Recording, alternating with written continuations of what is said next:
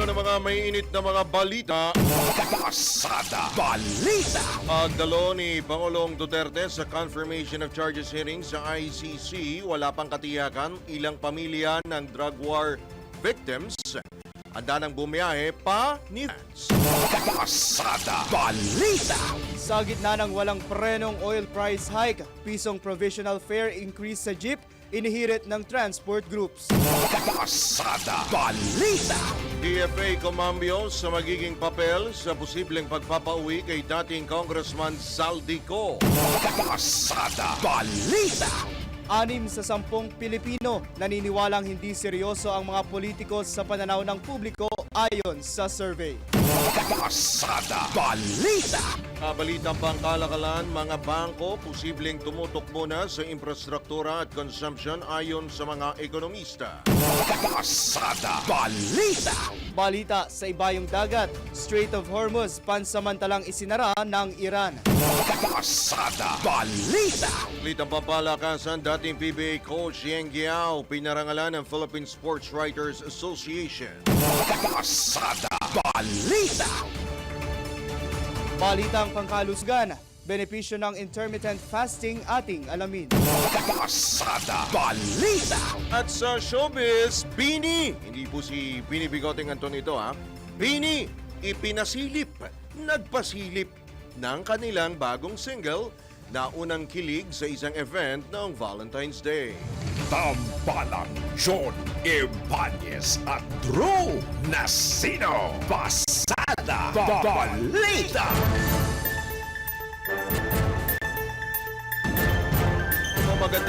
Magandang umaga, Luzon, Visayas, Mindanao, Mega Manila, sa buong bansa, sa buong mundo ngayong pong araw na ito ng Miyerkules na, Baclaran Day, Pebrero 18, taon 2026. Kayo po ay nakatutok dito pa rin sa Impila May Totong Lakas, DWIZ 882, Aliw Channel 23 at sa social media via DWIZ 882 sa Facebook at sa YouTube para po sa ating live streaming. Salan po ni John Ibanez, kami pong inyong mga magiging tagapagatid balita, Drew Nasino At John Riz Galata. Pasada Balita. Sa oras na 4 na sandali makalipas po ang ika-6 na ng morning, sa detalye nga po ng mga pumuputok na balita. Pasada Balita. Kinumpirma ni Attorney Nicholas Kaufman, abogado ni dating Pangulong Rodrigo Duterte, na hindi dadalo ang kanyang kliyente sa confirmation of charges hearing nito sa pamamagitan ng video conference na itinakda sa Pebrero 23. Sa website ng ICC, gaganapin ang confirmation of charges alas 10 ng umaga hanggang alas 3 ng hapon, oras po yan sa Dahig. Papatak po yan ng alas 5 ng hapon, magsisimula ng alas 5 ng hapon, oras po dito sa Pilipinas, sa hanggang alas 10 po ng gabi, sa harap po ng pre-trial chamber 1. Dito ipapaliwanag ng prosekusyon at ng depensa at ng mga abogado ng mga biktima ang kanilang mga argumento sa mga hukom. Ayon kay Attorney Kaufman, una nang humiling ng postponement ng pagdinig ang kanyang co-counsel na si Attorney Salvador Medialdea, pero agad itong tinanggihan. Samantala, tumanggi namang magbigay ng karagdagang detalye si Attorney Kaufman kung personal na dadalo ang dating Pangulo sa nasabing pagdinig. Pasada Balita. Sa kaugnay na balita, dadalo ang ilang kaanak ng mga biktima ng umano'y extrajudicial killings sa ilalim ng administrasyon ni dating Pangulong Rodrigo Duterte sa confirmation of charges hearing laban sa kanya sa International Criminal Court sa The Hague, Netherlands sa Lunes. Bukod sa pagdalo sa pagdinig, magsasagawa rin ng Solidarity March at iba pang aktibidad sa labas ng ICC ang mga nasabing kaanak. Makikiisa rin sa pagdinig ang iba pang pamilya ng mga biktima na ngayon ay migrant workers na nasa Europa. Mayroon pang ibang pamilya na nais sanang dumalo, ngunit hindi makakapunta dahil sa kakulangan ng pondo at pangamba sa seguridad. Magkakaroon naman ng maikling programa bago pumasok ang mga dadalo sa ICC upang obserbahan ang pagdinig. Para sa mga pamilya, ang ICC ang lugar kung saan sila ay tunay na naririnig at nakikita. Dahil sa Pilipinas nila ay nababaligtad pa ang mga biktima at nasisisi sa kanilang pagkamatay. Pasada Balita. Hiniling naman ng Office of the Solicitor General sa Supreme Court na ibasura ang petisyon para sa writ of habeas corpus na inihain ng mga anak ni dating Pangulong Rodrigo Duterte. Sa pagharap ng OSG sa Korte Suprema sa ilalim ni Solicitor General Darlene Berberabe, kinilala nito ang habeas corpus ay isang pambihirang remedyo upang kwestiyonin ang legalidad ng pagkakakulong. Gayunman, iginiit ng Solgen na hindi maaaring ipagkaloob ang writ sa kasong ito dahil wala na sa teritoryo ng Pilipinas ang dating Pangulo. Bigyang diin ng OSG na ang writ of habeas corpus ay hindi maaaring ipatupad sa labas ng bansa o extraterritorially.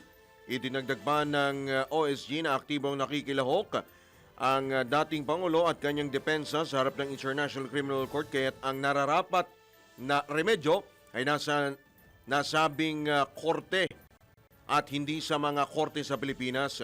Inimok naman ng Solgen ang SC na pairali ng judicial restraint at iginiit na ang pag-aresto at pagsuko sa dating Pangulo ay may kinalaman sa foreign relations na alinsunod sa konstitusyon ay pangunahing saklaw ng executive branch. Pasada Balita. Walang posisyon ang International Criminal Court prosecution hinggil sa hirit ni dating Pangulong Rodrigo Duterte sa chamber na i-disqualify ang 3 abogado ng mga drug war victim sa kasong crimes against humanity laban sa kanya. Ito'y batay sa dokumentong nilagdaan ni Deputy Prosecutor Ma'am Mandiaye Niang. Alinsunod sa utos, ipinapaalam ng prosecution sa chamber na wala itong posisyon hinggil sa defense request for the disqualification of the external legal representatives for the victims. Kinukumpirma ng prosecution na hindi ito aasa sa redacted files para sa confirmation of charges hearing kung makakatulong ito sa chambers sa pagtalakay sa hirit ng depensa. Hindi rin balak ng prosecution na umasa sa redacted documents sa mismong paglilitis. Pasada Balita. Nilinaw ng Malacanang na wala pang napag-uusapan sa administrasyon hinggil sa muling pag-anib ng Pilipinas sa International Criminal Court. Ito'y matapos pangalanan ng ICC sina Senators Ronald De La Rosa, Christopher Bongo at iba pang matataas na dating opisyal ng Philippine National Police bilang co-perpetrators ni dating Pangulong Rodrigo Duterte sa madugong war on drugs. Ay kay Palace Press Office Undersecretary Claire Castro, nananatili ang posisyon ng gobyerno na walang jurisdiksyon ang ICC sa Pilipinas matapos ang pag-atras o pagkalas sa Rome Statute. Binigyang diin ni Jose Castro na hiwalay na usapin kung ang mga paratang ay tumutukoy sa mga pangyayaring naganap noong saklaw pa ng ICC ang bansa. Pasada Balita. Sa iba pang tampok na balita, muling humiling ang transport group na pasang Mazda ng 1 peso provisional fare hike bunsod ng sunod-sunod na pagtaas ng presyo ng gasolina. Ayon kay Pasang Mazda President Obet Martin, tinatayang aabot na sa 30 hanggang 40% ang bawas sa kita ng mga driver at operator. Anya, sa termino pa lamang ni dating Land Transportation Franchising and Regulatory Board Chairman Teofilo Guadis III, isinusulong na nila ang dagdag pasahe. Matatandaang muling tumaas ang presyo ng gasolina sa piso at 20 centimos kada litro habang 60 centimos naman sa kada litro ng diesel at kerosene kahapon. Una lang inanunsyo ng Department of Energy na dulot ito ng geopolitical tensions sa Iran. Pasada Balita. Pinagting pa ng Land Transportation Office ang panghuli sa mga kolorom na public utility vehicle sa bansa. Ayon kay LTO Executive Director Attorney Martin Ontog, sa ipinatupad na nationwide intensified operations bansa mga kolorom noong Pebrero 9 hanggang 11, nakahuli na sila ng nasa 353 units mula sa iba't ibang rehiyon. Karamihan anya sa mga nahuli ay mga van, jeep at bus na illegal na bumabiyahe. Tinukoy din ng LTO official ang kahalagahan ng hakbang dahil pinaka-naagrabyado anya ng mga nasabing kolorum ang mga pasahero nito na hindi mabibigyan ng tulong o benepisyo sakaling maaksidente. things this should go on, no? Hindi dapat itigil kasi alam naman natin, Yes. based on history, huhulihin mo minsan, then after a few days, after a few weeks, babalik na naman po sila. Maganda po, tuloy-tuloy po ito hanggang sa matigil na po talaga. Kasi sir, malaking problema po to, no? Hindi lang po doon sa hindi nila pagrehistro. Ang mahirap po dito pag na-involve sila sa aksidente. Wala po silang mga necessary mga insurance na sasagot doon po sa pinsala ng kanilang mga pasahero. Patinig ni LTO Executive Director at ni Martin Ontog sa panayam ng DWIZ. Pasada Balita. Sa iba pang headline, nilinaw ng Department of Foreign Affairs na hindi saklaw ng kanilang mandato ang pagtiyak sa pagbabalik sa bansa ni dating ako Bicol Party List Representative Zaldico. Ito ay matapos sabihin ni Interior Secretary John Vic Remulla na ang DFA na ngayon ang nangungunang ahensyang hahawak sa pagbabalik niko sa bansa matapos ang ilang buwang pagtatago sa hindi pa matuloy na bansa. Nabatid na may ilang ulat na nagsasabing siko na may hawak na Portuguese passport ay nasa Portugal.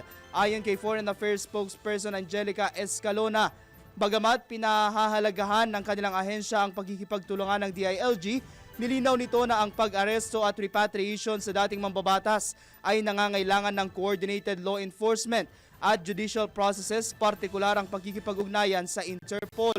Dagdag pa niya, ang pananaw ni Secretary Remulla na ang usapin nakasalalay lamang sa DFA ay hindi ganap na sumasaklaw sa whole of government approach na nangangailangan ng magkatuwang na aksyon ng iba't ibang kinauukulang ahensya ng pamahalaan.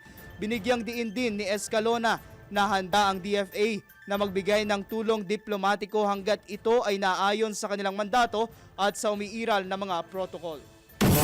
Pasada Balita. Ipinatupad na ng Bureau of Immigration ang Precautionary Hold Departure Order o PHDO laban kina Senador Jingo Estrada, dating DPWH Secretary Manuel Bonoan at tatlong dating opisyal ng DPWH na sinasabing sangkot sa flood control anomalies.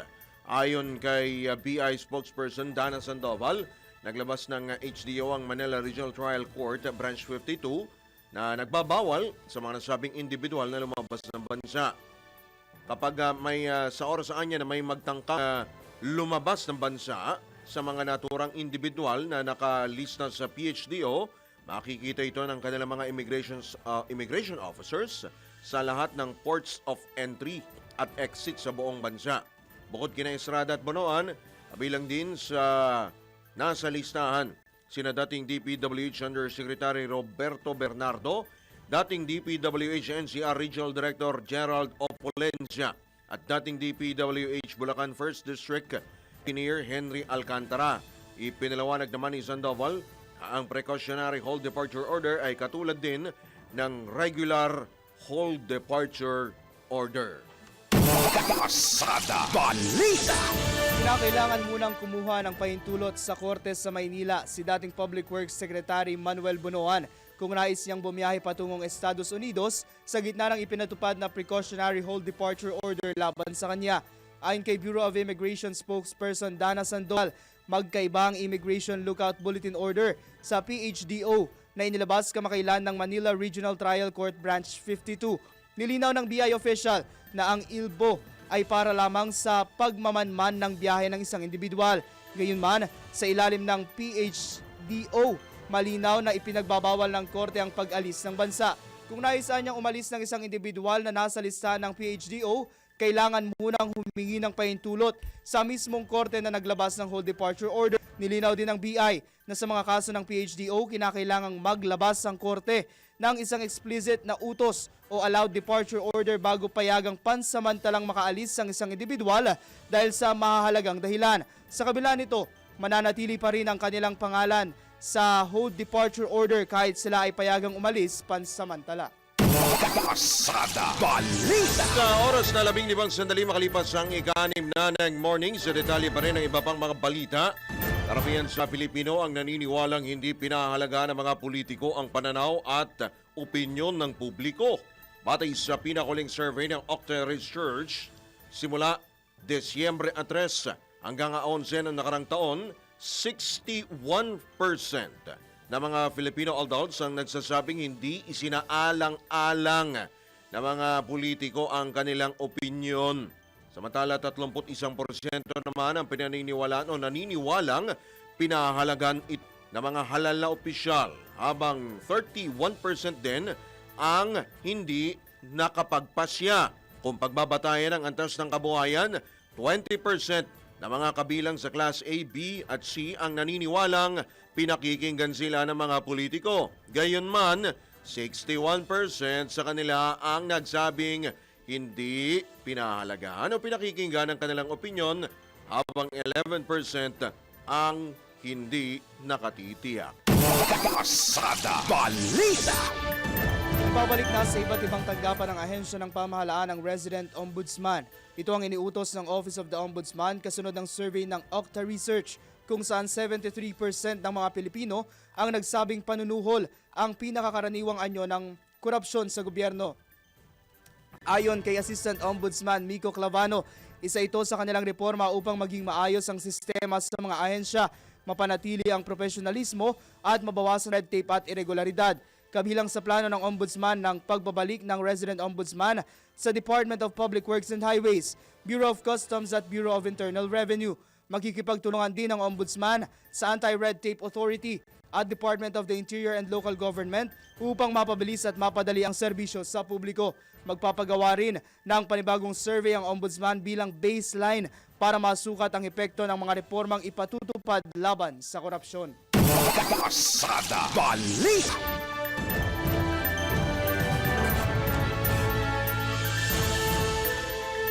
Iba pa rin balita, naging mapayapa ang pagdiriwang ng Lunar New Year o Chinese New Year ngayong taon sa lungsod ng Maynila. Ayon kay Manila Police District spokesman Major Philip Ines, wala silang na-monitor na anumang banta sa seguridad o mga naitalang insidente ng kaguluhan simula hating gabi ng salungin ang Chinese New Year hanggang sa isinagawang parada sa Binolo. Nagkaroon naman ng cultural show sa Plaza San Lorenzo Ruiz alas 6 kagabi na dinaluhan ng ilang matataas na opisyal, kabilang si Chinese Ambassador to the Philippines, Jing Chuan. Batay sa datos ng MPD, nasa 1,700 pulis ang idineploy upang tiyakin ang kaayusan at seguridad ng mga aktibidad, at mayroon din mga umantabay na karagdagang puwersa sakaling kailanganin. Pasada Balita. Sa oras na alas 6:19, tumanggap tayo ng pag-uulat mula sa labas ng himpilan. Multilateral Maritime Exercise sa puwersang isinagawa ng Pilipinas, Amerika at Australia. Detalye ng balitang yan mula kay Patrol 17 Jopel Pelenio. Magkatuwang na isinagawa ng Armed Forces of the Philippines o AFP, Australian Defense Force at United States Indo-Pacific Command ang matagumpay na 14th Philippines-Australia-United States Multilateral Maritime Cooperation Activity nitong February 15 at 16. Dito, idineploy ng AFP ang kanilang mga barko at aircraft na kinabibilangan ng FA-50 fighter jets, BRP Diego Silang at BRP Teresa Magbanwa ng Philippine Coast Guard o PCG. Ipinadala naman ng Australia ang kanilang HMAS Toowoomba at P-8A Poseidon, habang nag-deploy naman ang Amerika ng kanilang USS Dewey. Bahagi ng aktibidad ang pagsasagawa ng communication exercise, sea and hot wash, maritime domain awareness events, division tactics at replenishment. Layo ng pagsasanay na higit pang mapalakas ang koordinasyon, kalayaan sa paglalayag at interoperability na nakasalig sa international law. Ito si Patrol 17 Chopel Pelenyo para sa impilang may todong lakas, DWIZ. Nagbabalita ng tama, naglilingkod ng tama. Pasada Balita. Ganda budget naman para sa Kalayaan Island Group, isipsulong sa Kamara. Detalye naman ihatid ni Patrol 30 Jelly Mendez. Itinutulak sa Kamara ng mga miyembro ng Akbayan Reform Bloc ang panukalang magbibigay ng karagdagang suporta sa budget ng Kalayaan Island Group. Ayon kay Akbayan Party List Representative Percy Sendanya, kanilang sisiguruhin na kahit papaano ay matutumbasan ang tapang ng mga residente sa pamamagitan ng sapat na budget at investment ng gobyerno. Kay Sendanya, hindi maaaring iwanan sa ere ang mamamayan ng Kalayaan sa gitna ng pambubuli sa kanila ng ibang mga bansa. Kaya marapat lang na suportahan ang basic services at infrastruktura. Sa panig naman ni Representative Dada Kiramis Mula, palalakasin ng panukala ang civilian communities sa tulong ng pagdevelop sa Pag-asa Island at iba pang karatig isla bilang ecotourism destinations. Samantala, inilatag naman ni Representative Chel Jokno ang konkretong map na poprotekta sa West Philippine Sea at kokontra sa propaganda ng ibang bansa upang masivilianize ito. Ang pagsasabatas sa House Bill 1625 o ang WPS Education Bill ang lalaban sa misinformation at chinador narratives bilang pagbibigay pugay sa matatapang na bayaning opisyal ng Kalayaan Island. Ipinunto ni Jokno na kapag may sapat na kaalaman ang lahat tungkol sa WPS, mahihirapan ang kalanalinlangin at patahimikin ang sinuman. Ito si Patrol 30. Jelly Mendez nag-uulat para sa Himpilang Metodong Lakas sa DWIZ. Nagbabalita ng tama, naglilingkod ng tama. Pasada Balita. Samantala, South Korean Ambassador nag-courtesy call kay Executive Secretary Ralph Recto. Detalye mula kay Patrol 13, Gilbert Perdes. Nagkasundo ang Pilipinas at Korea na palalimin pa ang ugnayan sa pagitan ng dalawang bansa. Kasunod nito ng naging pulong kahapon ni Executive Secretary Ralph Recto at Korean Ambassador Lee Sang-hwa. Sa nabanggit na pulong, tinalakay ang usapin para sa pagpapabuti ng ease of doing business at pag-akit ng mas maraming mga investor na mga Koreano sa ating bansa. Siniguro naman ni Recto na aktibong tinutugunan ng gobyerno ang mga alalahanin ng mga mamumunan upang gawing mas competitive at ligtas ang Pilipinas bilang investment destination. Ipinahayag naman ni Ambassador ang suporta ng South Korea sa pag-host ng Pilipinas ng ASEAN Summit. Patrol 13, Gilbert Perdes para sa Himpilang Metodong Lakas, DWIZ. Nagbabalita ng tama, naglilingkod ng tama. Pasada Balita. Kabaring balita, Ramadan. Bukas na magsisimula sa halip na ngayong araw ng Miyerkules ayon sa National Muslim Commission on Filipinos. Pag-uulat naman buhat kay Patrol 5, Ayayo Pangko. Magsisimula na bukas ang Ramadan sa halip na ngayong araw ng Miyerkules. Ito ang inanunsyo ng National Muslim Commission on Filipinos matapos na hindi masilayan ang buwan sa isinagawang moon sighting activity kagabi. Base kasi sa tradisyon at katuruan ng Islam, mahalaga ang aktwal na pagpapakita ng buwan bilang batayan ng pagsisimula ng Ramadan o pag-aayuno. Ito si Patrol number 5. Ayayo pa ako para sa Metodong Lakas, DWIC. Nagbabalita ng tama, naglilingkod ng tama. Kapag may bagong balita, naka-on air, agad-agad, DWIZ. Patrol Report. Bilang formal na pagsisimula ng Kwaresma ngayong Ash Wednesday, hinihikayat ng Simbahang Katolika ang mga mananampalataya na alalahanin ang kabutihan ng Diyos sa kabila ng ibang hamon sa buhay. Sa isinagawang Eucharistic celebration sa Minor Basilica o Minor Basilica and National Shrine of Jesus Nazareno o Quiapo Church kahapon, kasunod ng ritual ng pagsusunog ng mga lumang palaspas na nabendisyonan, pinaalalahanan ni Vice Rector at Parochial Vicar na si Father Marion Brian Makiraya ang mga Katoliko na hindi lamang puro pagsubok ang nararanasan sa buhay. May mga pagkakataon anyang nararanasan ng tao ang dakilang pagmamahal ng Panginoon, kaya't mahalagang balikan ng mga at pagnilayan sa puso. Ang ritual ng pagsusunog ng mga lumang palaspas ay isinasagawa ng Catholic communities sa Pilipinas bilang paghahanda sa Ash Wednesday na hudyat ng pagsisimula ng Lenten season. Gagamitin ng mga abong makukuha mula sa sinunog na palaspas sa paglalagay ng abo sa noo ng mga mananampalataya. Samantala, pinaalalahanan naman ni Father Makiraya ang mga Katoliko na sa paggunita ng Kwaresma, mahalagang suriin ang sariling mga gawa at relasyon sa Diyos at paghandaan ang pagdating ng Pasko ng pagkabuhay. Pasada Balita.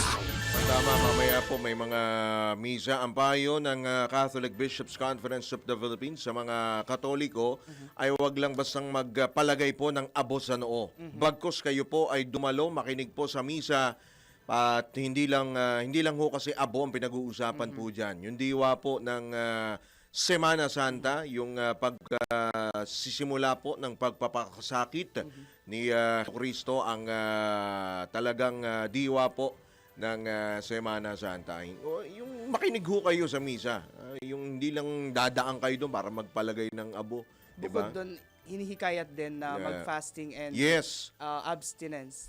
Abstinence. Bukod sa fasting sa pagkain, hinikayat din ng CBCP yung publiko na mag-digital fasting ba? Yung, Oo, kaya bawasan nga yung si Kuyang Art Samaniego na isang IT expert na ang sang-ayon siya doon sa panawagan po at hamon po ng simbahang katolika na mag-ayuno ang publiko mula po sa mga gadget sa panahon po ng Kwaresma. Kwaresma, pag sinabi kasing Kwaresma, 40 days.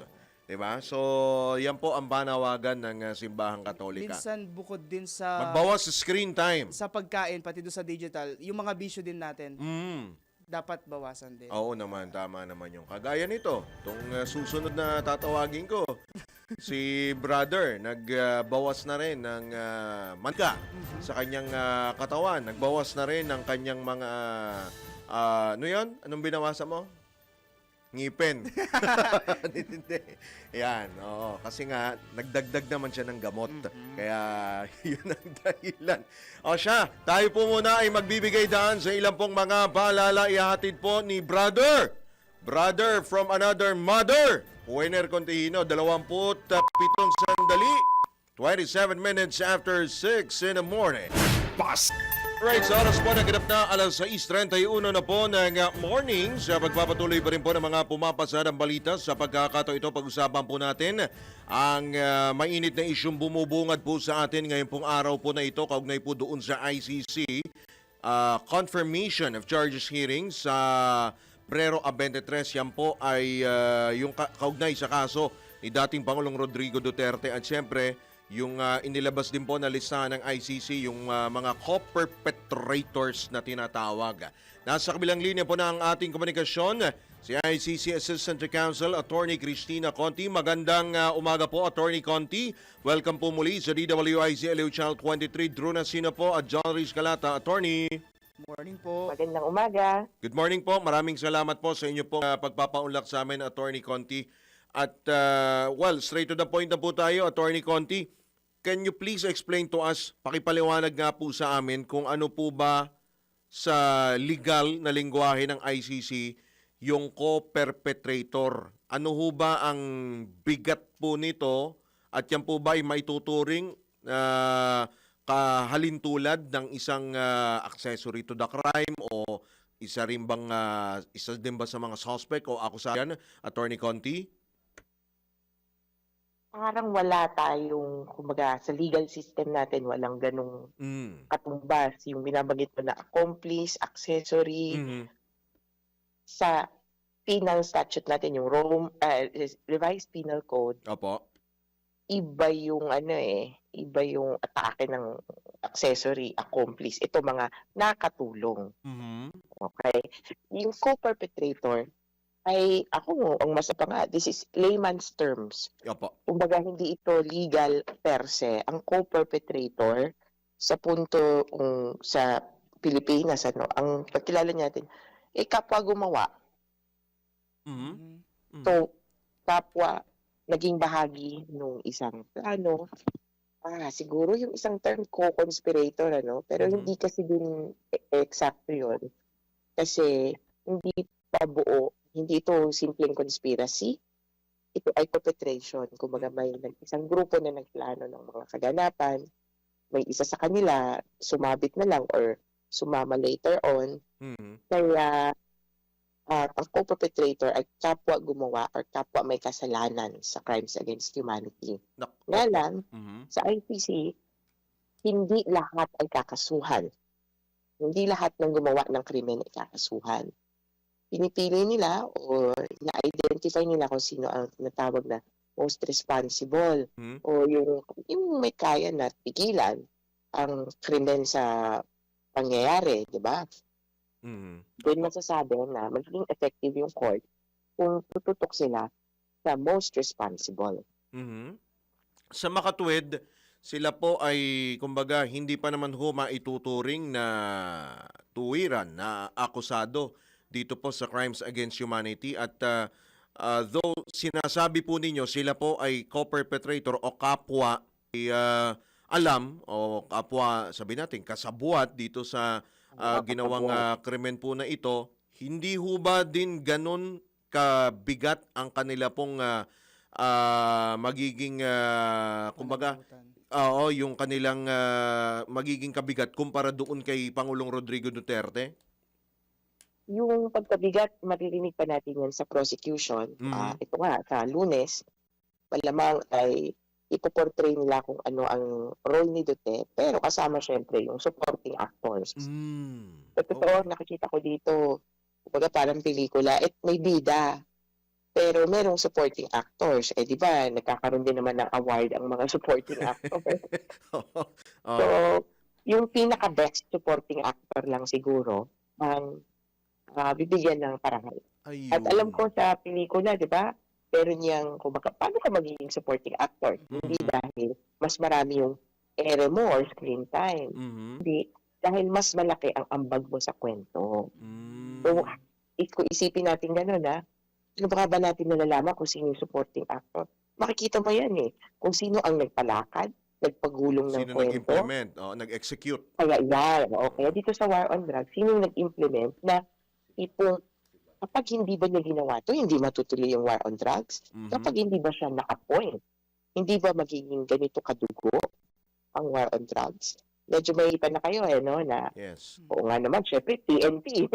Yes, Kapag actually, hindi nakuha yung TNT, if you read between the lines, doon na rin patungo, Attorney Conti. Di ba? ay oo, kaya ako, Mhm. kung like, pag tinatanong, si Bato de la Rosa, meron bang warrant ko pa? Wala pa pong disclosed, wala pa tayong alam, walang publiko. Pero among all of them, parang siya ang inonominate kong best supporting actor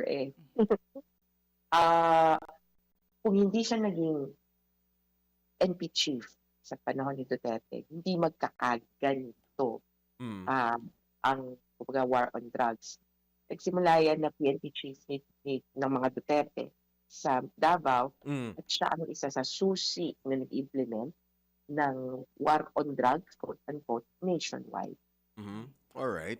Opo, Attorney Conti, dahil sa Lunes na, Feb 23, confirmation of charges hearing sa ICC sa The Hague Netherlands, yung mga pamilya o kaanak po ng mga war on drugs victims, sila po ba ay tutungo lahat o ilan lang sa kanila ang pwede? Meron bang limit na pwedeng o kung ilan yung pwedeng pumunta personal na saksihan itong confirmation of charges hearing? Opo, Attorney? Hello? Yes. Opo, Attorney? Hindi required. Hindi required na pumunta kahit sino mga biktima dahil meron naman silang representative at nandiyan ang ating common legal representative of victims na tatlo yung in-appoint ng ICC last month ba? Or earlier this month. Alright. So, itong appointment na ito, ang ibig sabihin sana niyan ay nakapag-naabot ng common legal representatives yung mga biktima at doon mo ipapadaan ang sentimiento mo. Sa totoo kasi, yung sa ngayon, hindi naman kasi hindi tingin ng kote yung views and concerns ng mga biktima. Hindi yung patunayan nyo nga na merong naganap na krimen, hindi pa nga yun prosecution ang in charge doon. Sa ngayon, ito pa lang tayong views and concerns o mga agam-agam na mga biktima dun sa current process. Hindi tayo pangalawang prosecutor. Hindi ito 2 versus 1. Ito ay 1 on 1 on 1. Tatlo yung partido, tatlong grupo yung magsasalita. Hindi ibig sabihin na lahat yan hindi ibig sabihin na yung dalawa nagkakampihan, prosecution at victims versus defense. Mas iba ang focus ng victims. Dahil ganoon, may representative ka na sa loob ng korte, ang mga biktima mismo ay hindi required na pupunta. So, hindi required pero kung gusto nila, pwede rin silang pumunta. Yes. Yun yung maraming gustong pumunta, di kanya-kanya. KB. Ayun. Tapos, KKB pala to. Oo. Ayun, napag-usapan na yung Pondo, Attorney Conti, parang lahat po ba KKB yung pamasahe nila o meron pong organizations, human rights organizations na nag-donate po para makapunta yung mga biktima sa Dahig? Ay, meron naman syempre yung organization. In fact, yung iba, hindi nila ma-imagine na pwede ba akong pumunta? Available naman po ako, gano'n. Isa retirado, gano'n. Pwede naman po ako, pwede po ako mag-leave, gano'n. Kaya lang, wala naman pera, di ba?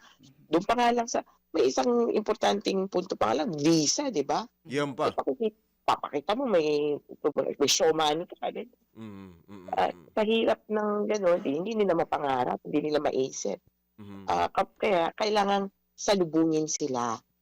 May ilan na naka-connect sa ilang grupo at nakaayos yata. Mukhang maraming inisado. Tapos take note wala lang, merong nandun na biktima. Meron na. Mga OFW, migrant workers. Okay. Napakahalak, diba, na Oo. kaya definitely, hindi ko alam kung sino-sino pa ang kumbaga, ready and willing to go.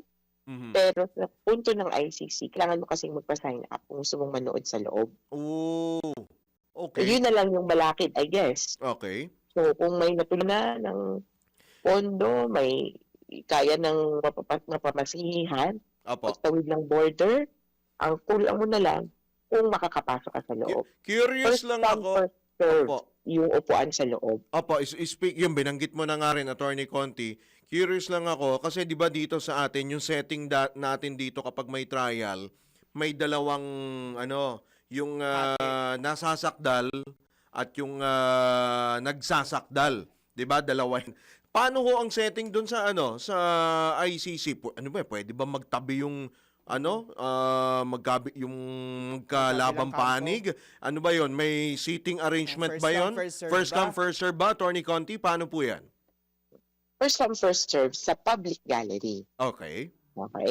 At hindi ito katulad nung, di ba sa korte, parang may parang bar. Yan, oo, The meron. bench and the bar, di ba? So, ano si judge na taas, tapos may dalawang table, yung si prosecution and si defense. Magiging ganun din ang itsura. At nakita na natin to nung hearing ni Duterte nung March. Opo. Di ba may parang kanya-kanyang section Oo. sa baba. Mm-mm. So, magkakasama yung isang team. Actually, up to 5 teams ang nakaupo. Kasi bukod sa prosecution, defense, nagsasakdal, at nasasakdal. Nandun din yung victims. Tabagin ko, separate team din yon. So, yung mga nabiktima, pwedeng magpapaabot ng pananaw sa korte. Pwede, nandyan din nakaupo yung registrar of the court. Nakita natin to, parang ito yung mas malapit sa judges. Hindi ko maano, pero yung, sana nakikita nyo kamay ko, pero yung isang banda doon, ito, registrar. Tapos, sa totoo, pwede ding umupo ang representante mula sa Assembly of State Parties or State Parties. Ito po yung mga bansa na miyembro ng IT. Okay po. Kaya lang, upo lang. Kumbaga, At syempre, may stenographer pa ba dyan, Attorney Conti? may stenographer, pero hindi na nakaupo yung stenographer dun sa... Ganun. Kasi di Medyo ba, high-tech naman tayo. nasa gilid Di ba yun, alam- di ba? Oo. Tapos, pahaba yung papel na Aba ng sinusulatan. baba. So, Tapos, nabanggit yan, yung translators, wala sa baba. Yan lang yung nasa baba, ha? Yung Okay. translators, may sariling booth. Medyo nasa tapos, Alright. nataas din ang public gallery public gallery. Ito, mga, parang ang naalala, 108 na seats. 108 or basta konti lang. Hindi ganun karami. Ito yung sinasabi kong free for Attorney all. Conti, may At bilang dito uupo ang mga kaanak. may bilang na po Hindi ba lang kayo? ng biktima, kundi ng akusado. Okay. Attorney Conti, may bilang na po ba kayo ng mga biktima na dadalo po dyan sa ICC mismo? Babanggit ko lang, hindi naman lahat sila nakikipag-ugnayan or kailangan makipag-ugnayan sa amin.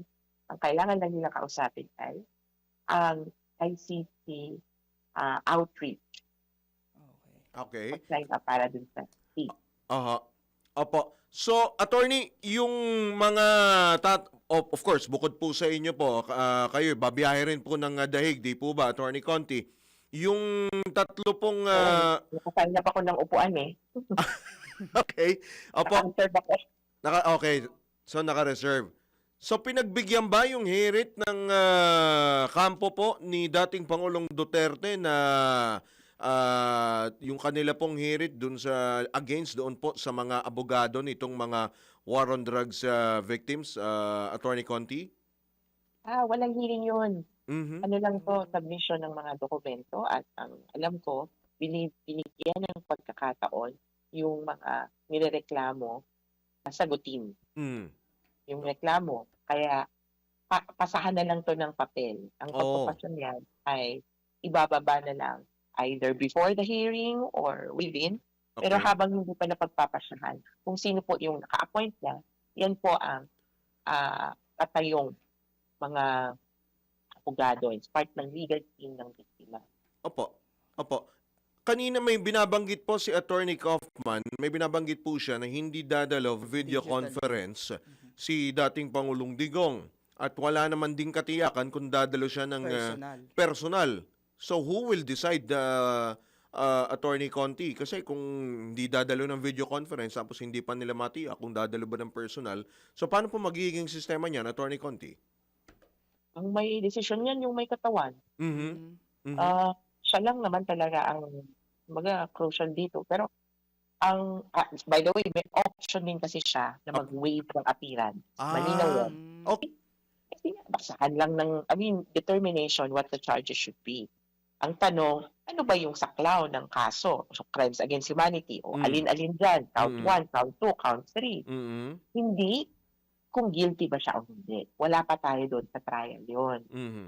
Mhm. Binibigyan ng pagkakataon sila or option na pwede ka naman umabsent. Waiver of appearance. Abogado mo na lang ang mag-argue. Kasi legal eh. Legal ang So hindi discussion. required, kahit hindi siya required. Magpapatuloy. So, hindi absoluto. Pero of course, maganda na nandun siya. So mukhang dalawa na lang ang option. Nandun siya in person or Okay. malamig. Sayang naman, ang dami kayang consideration sa kanya. Mhm. Kaya nga ang ikli ng time Mhm. ng hearing, 1 hour, tapos break, 1 hour, tapos break na naman, para sa kanya. Yun yung consideration sa medical conditions niya. Okay po. Attorney, regarding naman po dun sa statement ni Senator Bam Aquino na dapat pong dinggin yung mga EJK cases po sa Philippine courts instead sa labas ng bansa, ano po yung thoughts ninyo regarding dito? May punto siya sa isang banda, pero sa kabilang banda, sana mag-gets din niya yung reality. Ang punto niya, at ako din, sinasabi ko to, ang pag-prosecute sa mga nangyari sa Pilipinas with regard to the war on drugs and any other crimes na naranasan natin noong panahon ni Duterte, yung complementarity, ang ibig sabihin na sa ICC yung pinaka-responsable. Mhm. Baka din na yung dinidiscuss natin. Tapos, the complement o yung parang katuwang kabahagi naman natin ay mag-prosecute tayo nung mga lesser o baga hindi most responsible. Lesser crimes. Hindi man lesser crimes, Ah. pero lesser yung responsibility. O Alright. baga, Oo. ay nautusan na po ako. Chief ako ng PNP station 2 Ayun. na ganito. Mhm. Kaya ito may mga pangalan kami. Ayan. Tama, Dito tama. patay. Apo. Chief ng Station 6 sa Batasan. Yan, yan. Nakatay dyan. Mhm. Davao Boyan. Debold Sinas. Dami naghahanap sa akin. Pero, attorney si Debold. Mhm. Di ba, ano lang siya, regional pa lang siya nung panahon, nung Yung simula. yung hepe ng MPD tsaka dating hepe ng QCPD. Yeah. Which is, Yan di ang ba, mga doon may pinakamarami sa Maynila, kung inyong matandaan. Maynila tapos Quezon City. Di ba? At Caloocan. Caloocan Diba? pa. Yes, exactly. Oo. So, ano yan, marami pang iba. Kaya siguro si Senator Bam, mali yung timing, mali yung context, kasi parang ang sinasabi niya, iuwi na lang natin si Duterte, dito natin itraya. Parang gano'n, ano? Kaya maraming Alright. Apo. Attorney Conti, last na lang on my part. Kasi last time, Monday pala, kausap namin si dating Justice Secretary Vit Aguirre, just in case may binabanggit siya, hindi siya magtatago kung talagang maglalabas nga ng arrest warrant ang ICC laban dito sa mga binabanggit po ninyo ng mga co-perpetrators. So, may possibility na maglabas din tama ba, ng arrest warrant in due time laban dito sa mga co-perpetrators? O isa lang ang pwede ilabas? Dalawa or ilan? Tama yan. Pwedeng maglabas, pero hindi lang natin alam kung ilan at any or all ba ang papailan. Kasi ito ang list of co-perpetrators mga gumawa. Ang ICC mag-a-apply ng warrant dun sa kinikilala niyang quote-unquote most responsible. Hindi pa natin nakikita yung ganyang finding doon sa dokumento mismo. Pero pwede kang maghinuha o pwede tayong mag-infer. Pero kung ako po, abangan na lang natin kung sino ang sasampahan or a-applyan ng warrant of arrest ng ICC. Okay po. Regarding po dun sa kanina, nabanggit nyo po, dun sa mga crimes, yung mga may lesser responsibility, parang pwedeng dinggin dito sa Philippine courts. So, dun sa mga co-perpetrators po, tingin po ninyo saan po dapat sila dinggin? Sa ICC po ba o pwede dito sa Pilipinas lamang, attorney? Ate, yung ilan dyan most responsible nabanggit ko na nga si Senator Bato. Yung iba naman, baka naman kaya dito, sa sakalot, sa Pilipinas. Kaya alam nga yung realidad na, alam niyo sa biktima ko ito narinig, attorney, hindi naman po namin kaya magbayad para sa hustisya. Na ang dami nga pala na balakid para sa kanila na pumunta ng korte. Mismo ano na lang pananalita, hindi naman po namin naiintindihan ko anong sinasabi doon. Sa sapatos, at saka sa damit, attorney, naka-shorts, naka-puruntong, attorney, dapat daw po long pants, tapos sarado yung sapatos, di ba yung closed shoes? Attorney, naka-chinelas. Minsan pinapalusot namin, shop guard, Mom, ano naman po ito, sandals? Minsan nakakalisot, minsan hindi. Pero yung realidad na hindi abot kamay para sa mga biktima, sa ordinaryong mamamayan ang hustisya, ang hirap ding sabihin na dito na lang tayo. Ang dami-daming balakid para sa totoong katarungan. Opo. Attorney Conti, sa Lunes ay aasahan ka namin doon sa The Hague, Netherlands. Tama ba, Attorney? So, abangan na lamang po natin ang mga susunod na kabanata. Oo, sa taas lang ako. Sa public gallery. Public gallery. Okay. So, okay lang na may makatabi kayo ng mga from the other side. Hindi. Ako nagkatabi na ako. Okay. Para pala sine, Oo. May seat number, may seat position. Oo, tapos yun. May free seating. Alright. Ang kami lang nag-sign up, kaya sabi yata ng ICC, teka, Sige. blockbuster yata ito. Okay. Sige. Attorney, maraming salamat sa inyo pong oras. Ingat po kayo. Good luck po sa magandang umaga Thank you po. Salamat. Salamat po. Si Attorney Cristina Conti, ang ICC Assistant to Counsel. Yan po ang ating aabangan sa Lunes para sa confirmation of charges hearing. Kaugnay nga po sa kasong Crimes Against Humanity laban kay dating Pangulong Rodrigo Duterte. Pasada Balita. Ito po ay magbibigay daan muli sa ilang mga paalala mula kay Attorney Wener Contihino. Oras 8 sandali na lamang po sumapit ang ganap na alas 7. That time check was brought to you by Sa pagpapatuloy po ng ilang pang mga balita, tanggap pa tayo ng ilang pang reports. Halos sabay na pagsisimula ng panahon ng Kwaresma ng mga Katoliko at Ramadan ng Muslim community, tinawag na isang biyaya. Nino, Patrol 5, nagbabalik si Aya Yupanco.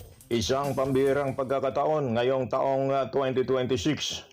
Halos sabay na sisimulan ng mga Katoliko at Muslim community ang kanilang sagradong panahon ng Kwaresma at Ramadan ngayong linggo.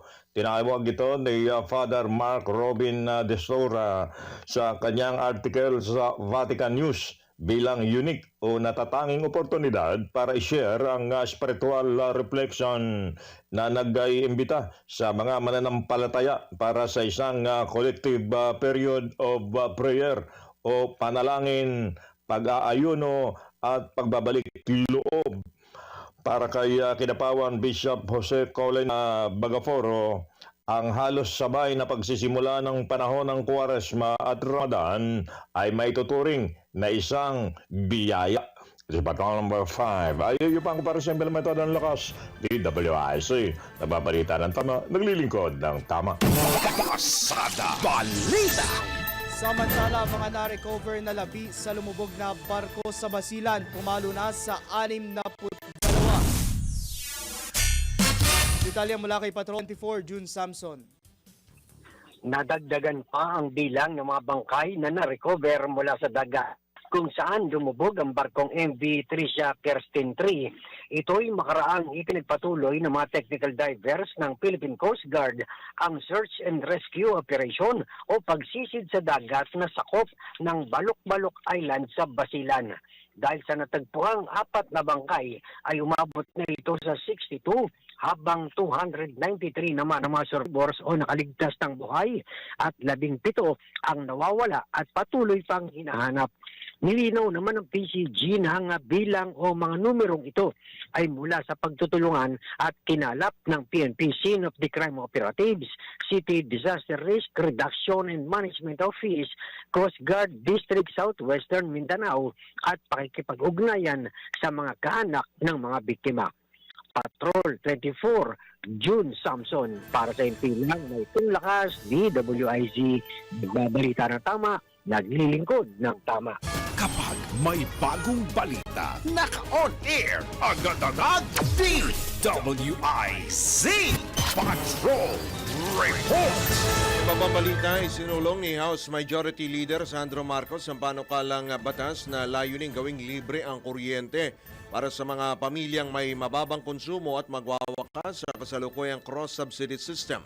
Batay sa House Bill 2700 o ang Free Electricity for Low Consumption Households Act, itatatag ang isang direct government subsidy na sasagot sa electric bills ng mga kwalipikadong consumer na pasok sa monthly threshold at hindi napapatawan ng 12% value added tax o VAT. Layunin ng panukala na magkaroon ng mas abot kaya, mas pinadali at patas na kuryente sa buong bansa, partikular sa mga mahihirap at marginalized sector. Inahayag naman ni Congressman Marcos na basic necessity na ang kuryente sa kasalukuyan at panahon na para itama ang baluktot na epekto ng kasalukuyang sistema at alisin ang pasanin ng mga consumer. Pasada Balita! Tabay lamang po para po sa munting paalala mula po sa ating amanang impila ng chairman po ng Ali Broadcasting Corporation na si Boss D. Edgar A. Cabang.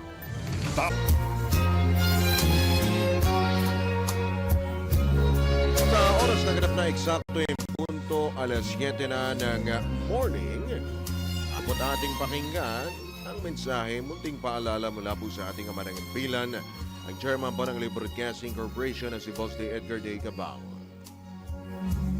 Ferrari's Love Code. Love is not just something you feel. It is something you do.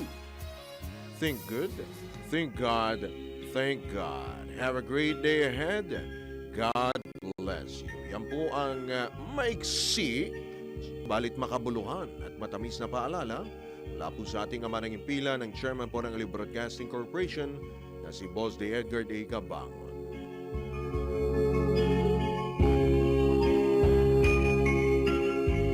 Natin ang ulo ng mga mainit na balita.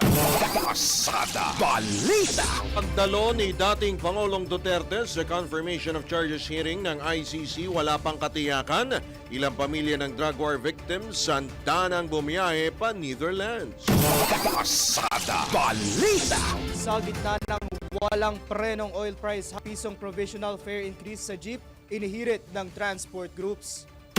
Pasada Balita! EFA kumambyo sa magiging papel sa posibleng pagpapauwi kay dating Congressman Zaldico.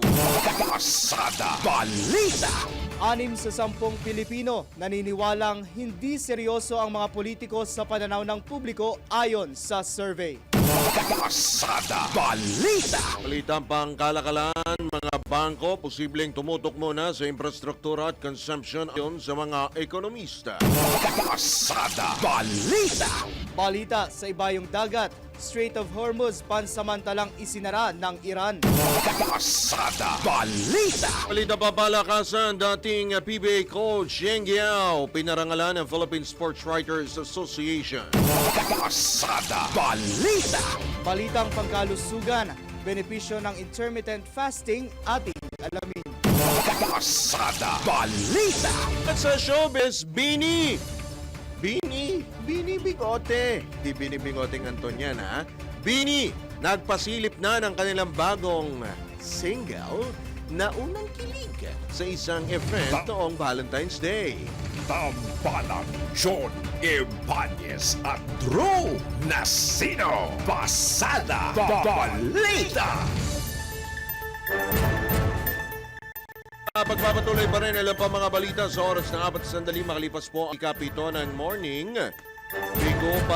Bigo pa rin ang mga otoridad na matunton ang eksaktong lokasyon ng puganteng negosyanteng si Charlie Atong Ang. Matapos ang bagong 10 raids na isinagawa ng Philippine National Police. Ayon kay Interior Secretary John Vic Remulla, bagaman negatibo ang lahat ng sites na binisita ng mga otoridad, tuloy-tuloy ang paglulunsad ng manhunt operations kay Ang. Naniniwalaan niya sila na nanatili sa loob ng bansa. Nasa loob pa rin ng bansa ang negosyante kahit na maraming natatanggap ang PNP na lead at report na umalis na ng Pilipinas si Ang. Samantala, itinaas na sa 20 milyong piso ang halaga ng pabuya na iniaalok ng DILG at PNP para sa kung sino man ang makapagbibigay ng impormasyon ang hinggil sa kinaroroonan ng gaming tycoon. Pasada Balita. Samantala, muring aarangkada ang nationwide public consultations kaugnay sa mga panukalang anti-political dynasty na pinamumunuan ni House Committee on Suffrage and Electoral Reforms at Lanao del Sur Representative Zia Alonto Adyong. Ikakasa ngayong linggo ang ikalawa at ikatlong malawakang konsultasyon sa Visayas at Mindanao upang makalap ang pananaw, suhestyon at karanasan ng taong bayan hinggil sa naturang panukala. Una nang isinagawa ang kauna-unahang konsultasyon ng Kamara sa Carmona, Cavite kung saan naging hati ang opinyon ng mamamayan, partikular ng mga matatanda at mga kabataan. Nabatid na umabot na sa mahigit 20 bersyon ng panukala ang inihain sa Kamara ngayong 20th Congress. Kabilang na dito ang panukala ni House Speaker Faustino D. III at House Majority Leader Sandro Marcos na kapwa nagmula sa mga angkan ng mga politiko. Una nang tiniyak ni Speaker D na seryoso ang Kamara sa pagsusulong at pagpasa ng makatarungan, makabuluhan at makataong anti-political dynasty. Pasada Balita. Samantala, kinikilala ng Department of Education ang pangamba ng mga mambabatas, guro at mga magulang at iba pang stakeholders kaugnay sa panukalang pagpapatupad ng trimester system sa mga pampublikong paaralan. Ayon sa DepEd, wala pa namang pinal na desisyon at nananatili pa lamang panukala ang nasabing sistema. Sa kasalukuyan nila, nagsasagawa na ang kagawaran ng konsultasyon at patuloy na nakikipag-ugnayan sa mga opisyal at edukasyon upang marinig at isaalang-alang ang lahat ng panig. Tiniyak din ng DepEd na pagbabatayan nila ang mga natanggap na komento at suhestyon bago magpasyat anumang uri ng reforma ay dapat magpalakas sa learning continuity at magpabuti sa kalagayan ng mga mag-aaral at guro. Pasada Balita. Iginiit ng Malacanang na maaga pa para magbigay ng komento ang palasyo kaugnay sa mungkahi ng Department of Education. Tupad ang trimester system para sa school year 2026-2027. Ayon kay Palace Press Officer Undersecretary Claire Castro, mas mainam kung pag-aaralan muna ng maigi ang nasabing hakbang bago ipatupad. Makabubuti din anyang konsultahin muna ang lahat ng sektor o partido para maabot ang pinakamagandang benepisyo ng nasabing panukala.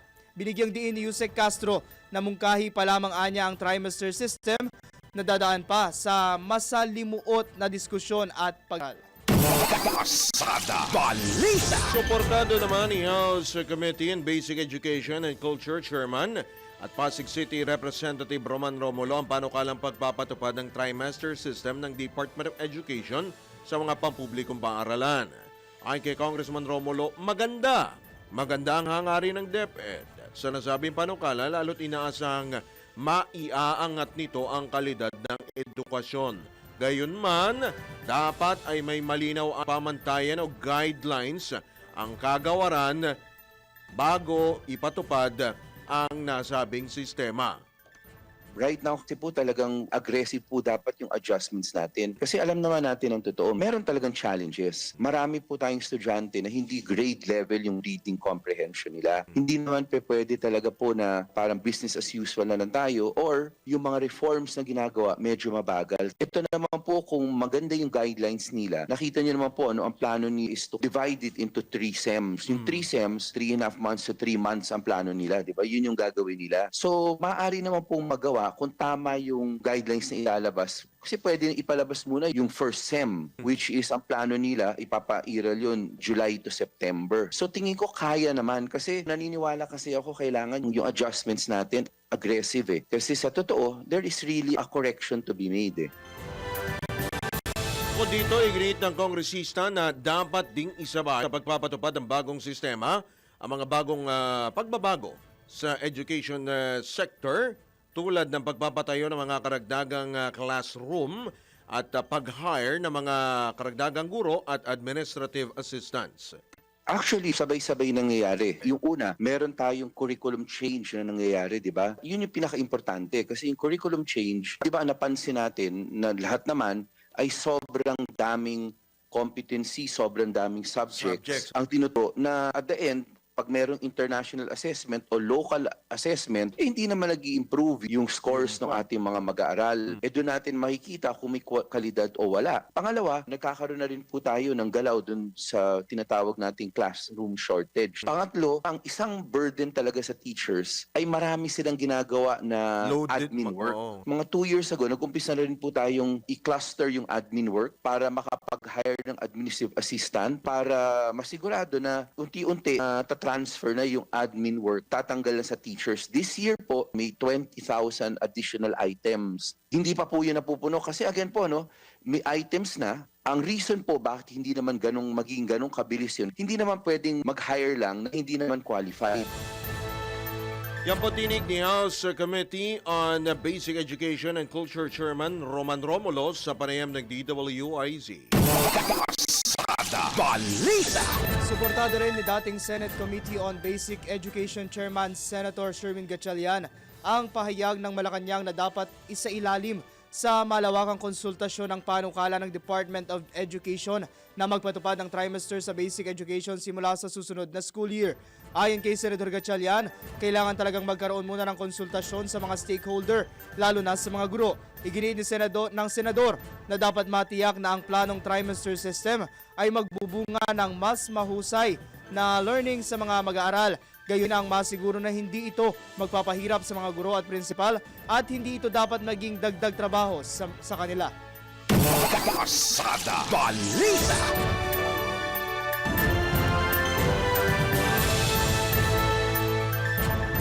Samantala, naniniwala si Samahang Industriya ng Agrikultura o SINAG Chairman Rosendo So na walang kaugnayan ang supply ng imported onion sa pagbaba ng presyo ng lokal na pulang sibuyas sa merkado. Ayon kay Kasendong, wala pa na anong kalaking volume ng imported na pulang sibuyas sa mga cold storage lalo na sa Central Luzon. Sa katunayan anya, dapat may umiiral ng importation ban sa red onion bilang paganda sa nalalapit ng harvest season, lalo't inaasahan na ang pagbaba ng presyo pagsapit ng Marso dahil sa pagdami ng lokal na ani. Yung price monitoring natin around 42 pesos ang price ng farm gate price. May nagsasabi na mas mababa doon. Pero so far, ang expectation na pagbaba is by March ang mararamdaman. Madala posible ding bumaba ang presyo ng bigas lalo ang retail price nito sa merkado sa susunod na buwan dahil sa inaasang volume ng aanihing palay ng mga lokal na magsasaka. Yeah, mas gusto natin tutukan yung of course yung pagtaas ng taripa. No? Doon natin talaga makita na maski tumaas man yung volume, pag tama yung pataw ng tarif, doon natin makita yung mas safe yung presyo ng palay. Yan po ang tinig ni SINAG Chairman Engineer Rosendo So sa panayam ng DWIZ.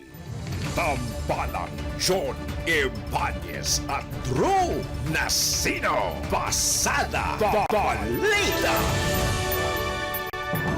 Sa oras po na tatlong sandali makalipas ng 7 ng morning. Sa pagkakataon ito, pag-usapan po natin ang hirit po na panibago pong provisional fare increase. Piso po ito na hirit ng mga transport group. Nasa kabilang linya po natin ang tagapangulo po ng grupong Pasang Mazda, si Ginoong Roberto Kaobet Martin.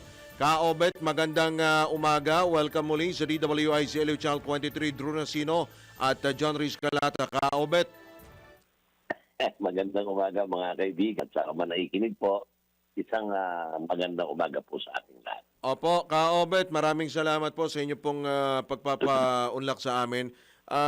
Tama ba, meron kayong provisional hiling na provisional piso na provisional fare increase? Kailan pa ba yan? Lalo't pang ilang linggo na walang preno yung pagtaas ng presyo ng diesel. Ito po nga itinayin namin ng pang nakadalawang taon to at binubuhay nga namin ito. Ito naman po alive at yun na lagi namin pinag-uusapan itong pansamantala. Alam mo kaibigan Drew, kaibigan Jun, no? Ito kasi 6 na best nagtaas this year ang presyo ng diesel, ng petroleum product.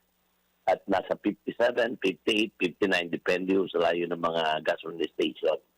Kanya po namin sinusulong to. Through station, wala naman kuna ng ating mga jeep. Kundi ang masada.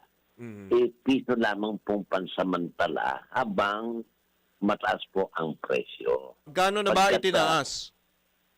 Nasa 6 pesos na po yan. Kung Sa is, tapos piso ang ano nyo? Okay lang ba yun?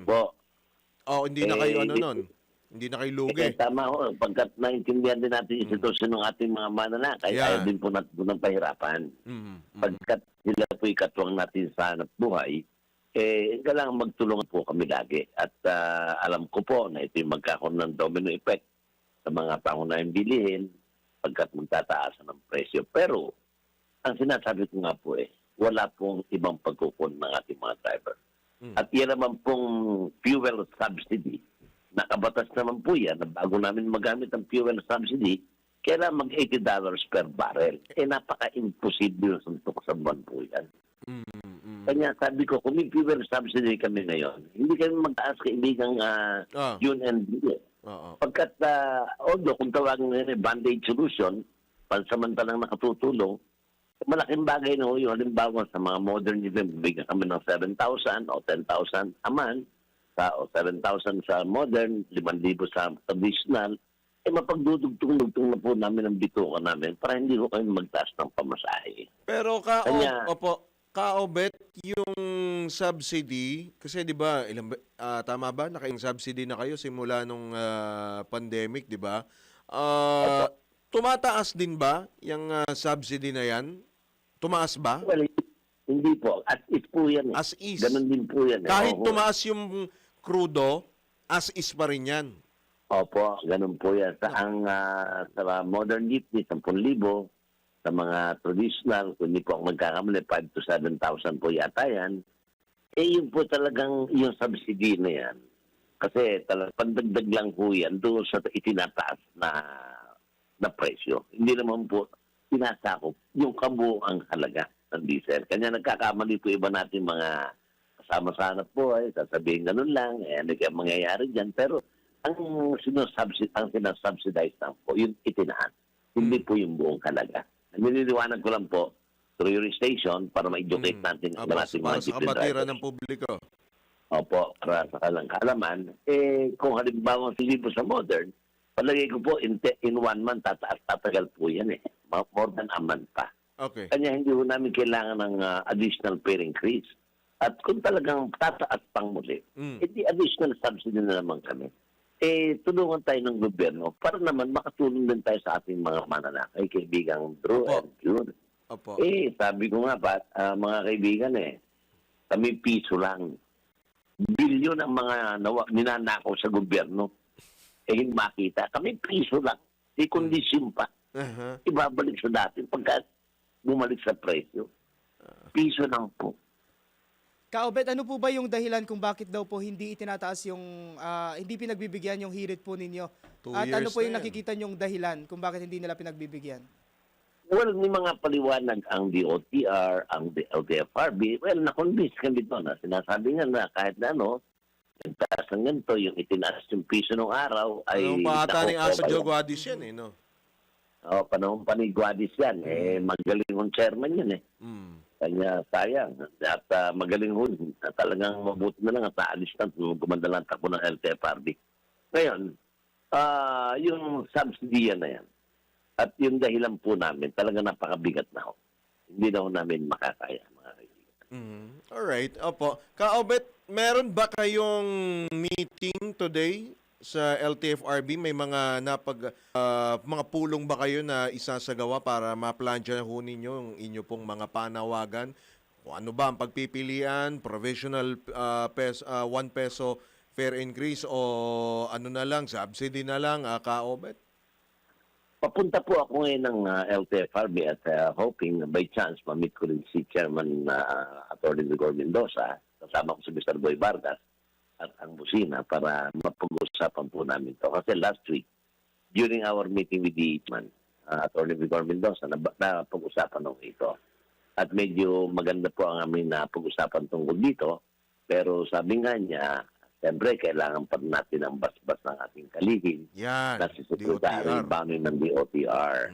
So, kami ho ay hindi magsasawa na mag-ugnayan sa kanila dahil ang pinaglalaban ko naman po at pinaglalaban ni Boy Vargas at ng Businan si Marlene para ho sa kapakanan ng ating mga driver. Hindi po tayo nagsasatala para lamang kumita kami, kaibigan Drew and June. Kundi pinaglalaban lang po namin yung karapatan na kahit paano makatustos sa pangangailangan ng ating mga jeepney drivers. Inuulit-ulit ko, inyong istasyon at sa iba pang istasyon na interview ko, wala pong paghuhugutan o pagkukon ng mga driver, kundi pagmamaneho at serbisyo maganda para sa aming mga mananap. Opo. Kaobet, kanina sabi mo, tama, 6 na beses nagtaas diesel. Tama ba? Diesel. Tama po This year pa lang ito. Pero yung last year pa, di ba, sunod-sunod din yun? Kung natatanda. Sunod-sunod din yun. So kung 6 lang, so hindi lang pala 6 ang itinaas. Tama ba? Tama. Yung sa computation ko, Kaobet, medyo malaki-laki yan. Kasi siguro dapat, Kaobet, kausapin nyo rin DOE. No? Yun at yung sinasabi nila na dahilan. Ganito. Eto, meron na naman panibagong sunod na Martes, may panibago na namang, yun at yun panibagong price increase, yun at yun din ang binibigay nila na dahilan. Geopolitical tension, gera, di ba? Mukhang hindi lang DOTR ang kakailanganin natin, Kaobet. Tama po yan, pero alam po ayoko parang sinawaan ako niya si Owen lumalabas na. Patay na po, bato-bato sa langit huwag magagalit. Parang spokesperson pa po yan ng Big Three ang mga supplier natin Lagi nilang sinasabi, every Tuesday may merong price increase. Pero, noong panahon ng kagalangganan ng Pangulong Gloria Macapagal-Arroyo, halos twice a month ang meeting po sa DOE and there was an instruction from the ex-president ng aming transport group. At si Secretary po noon, maganda ang aming ugnayan noon. Sapagkat ang kagandahan noon, ipinaliliwanag nila bakit ba nagtaas. Ito po ang mga dahilan. Bakit ba bumaba? Ito po ang mga dahilan. Hanggang finally, kaibigan Drew and kaibigan June, hinahanapan namin ng kwentada ang mga big three na yan. Pero wala akong maipakita. Siyempre, kakatulungin namin ng since, wala. Wala pong ipinakitang financial statement na nalulugi sila, kundi yung yung profit nila na sabi nga may mga paper stock yan good for 2 months. Pag tumaas na, yung paper stock, tinataasan ng presyo. Dapat, hindi ko itaas yan dahil lumang presyo pang nakuha yan. Yun po ang hinihintay ko na ipaliwanag ng DOE sapagkat there is this joint forces, ang DOE at ang DOJ, tungkol po dyan yung task force nila, kung hindi po ako nagkakamali, during time of ex-president Madam GMA, na talagang pinaliliwanag nila. At least, kami mga nasa public transport, kayo, mga pribado, alam po ninyo na meron talagang nangyayaring ganon. Di po ba? Opo. Kaobet, Yun po yung namin. Kaobet, sakali pong patuloy po na hindi pagbigyan po yung hirit ninyo na fuel subsidy pati po yung provisional fare hike, meron pa po bang paraan para makapagkompromiso kayo o may iba pang paraan na naisip ninyo para makabawi po yung mga driver o talagang yun na po yung dead end, yung dalawang options na lang po yun yung nakikita ninyong paraan? Wala na kaming pamamaraan, kundi yun lamang po. Fuel subsidy or fare increase. Ulitin ko po, wala pong pagkukunan na extra income ang ating mga driver sa pagmamalayan, kundi yun lamang po. Pero ito kayang, kasi tama, provisional 1 peso, ilang buwan yan? Once na bumaba yung krudo, ilang linggo kayang pagbaba ang aabangan para maibalik just in case na pagbigyan ng inyong provisional increase? Through your station, na yan po ay ako mismo ang magkasalita na pagka ho nag-normalize na ang presyo, pupunta ho kami ng LTFRB para i-record na po ang Provincial Authority at ibalik sa dating presyo ang pamasahe sa 13 at kung ibabalik po sa presyo. At alam ko kung maibabalik yan. Gawa na po namin sa ikon, hindi po ako nagkakamali. Yung pamasaheng namin ang presyo ng from 35 pesos per liter, naging 29, ibinaba po namin ng piso ang pamasahe. Pinagawa namin at gagawin po namin. Alright. Opo, last na lang on my part, Kaobet, baka naman pwede namang kausapin for the end. Pang ilang beses na ba natin pinag-uusapan itong Kaobet, itong excise tax sa langis, itong VAT sa krudo. Ano na ba nangyari? Puro praise release na lang ba tayo dyan, Kaobet, yung mga kanyang issue? Alam po rin yung excise na yan, yung bat na yan. Marami na tayong senador, puro nangako na gagalawin nila yan, wala pa rin po. Even the oil regulation law, yun na nga marami na po akong pinuntang mga kaibigan, congressman, sige Kaobet, at aming pag-aaral at ating baka mauna pa yung travel tax, ha, Kaobet? Nako, tanggalin yung travel tax sa... travel tax Wala. Yun yung pagtatanggal ng travel tax. Mauna po ang jack yan. Paano nga ako? Diyan naman wala naman silang pakinabang sa travel tax. Sa oil regulation law, malaki po siguro ang pakinabang nila dyan.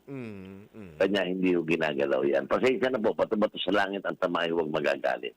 Pero, ang punot doon ng lahat nito, oil regulation. Given time, mga kaibigan, nakapagtataat sila nang walang kumaharap. So, kami naman po, regulated ng LTFRB ng board. Hindi ko kami makapagtaas ng pamasahe at kami po dapat dumaan sa mga pag-hearing at pagpapaliwanag upang makapagtaas ko kami ng pamasahe. Regulated, sila po ay deregulated. Kanya napakalaki ng diferensya. Pero Kaobet, laho ba tayong mga aasahan na mga tigil pa sa kung hindi ho pagbibigyan ang inyo pong hirit, kayo ho ba ay magpoprotesta sa kalsada? Alam nyo kaibigan Drew and June, naging panuntunan ko na at may age na. Noong araw, kabataan ko, ginagawa natin yan. Pero hindi po nagiging solusyon yan, kundi nagiging problema pa ng taong bayan, napiperwisyo po natin ang ating mananakay, napiperwisyo po ang hanap buhay o negosyo ng ating mga kababayan. At ako po'y naniniwala dito sa pagiging pag-upo o makikiupo, meeting, makukuha po natin na maayos ang aming kailangan at I'm very hopeful that during our meeting with the chairman today and to the secretary at mapag-usapan namin ng maayos mga bagay nito, palagay ko po mapagbibigyan kami na hindi natin kailangan pang dumaan ng tigil pasada o transport holiday na nagiging sanhi po ng perwisyo sa ating bansa. Anong oras ho meeting nyo ulit, by the way, Kaobet? Within the day kung andun po ang butihing chairman, ako'y gumagayak na at si Mr. Vargas, magkikita po kami sa LTFRB ng 10 o'clock at mag-aabang po tayo sa ating chairman na Atty. Vigor Mendoza. Baka meron ho kayong mga karagdagang panawagan, apela, Kaobet, sa ating pong mga kababayan o sa mga official ho ng DOTR? Well, sa unahin po natin ang ating mga kababayan na siyang aming siniservisyohan, Ako po nakikiusap, ito po si Kaobet Martin ng Pasang Mazda, na kung sakalit maitaas po ang namin ng pamasahe na pagkamantala po ang piso, asahan po ninyo na pag normal po ang presyo, ibabalik po natin sa dating pamasahe ang pamasahe nyo sa jeep.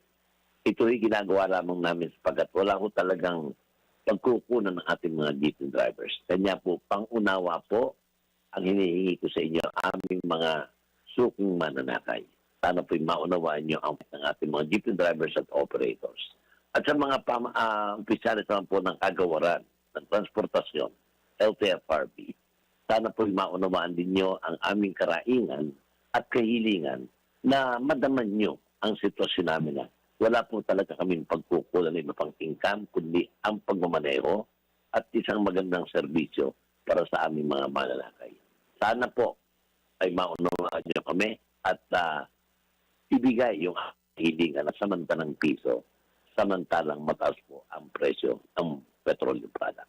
Maraming salamat. Salamat po, Kaobet. Salamat po. Antabayanan po namin ang inyong pong pakikipagpulong dyan sa LTFRB. Magandang umaga po. Good luck po sa inyo, Kaobet. Si Ginoong Roberto Kaobet Martin, ang Pangulo po ng Pasang Mazda. Pasada Balita. So, magiging 14 kung sakaling na pagbibigyan yung peace provisional fare increase. Pero mo, so ilang ano na yan? Taon? 2 taon na nilang hirit yan. Panahon pa ni ASEC Jojo Guadis, dating LTFRB chairman. Siguro panahon na, actually hindi lang no? Hindi lang sa mga public utility driver. Pati iba mga motorista, syempre, nagre-reklamo na rin.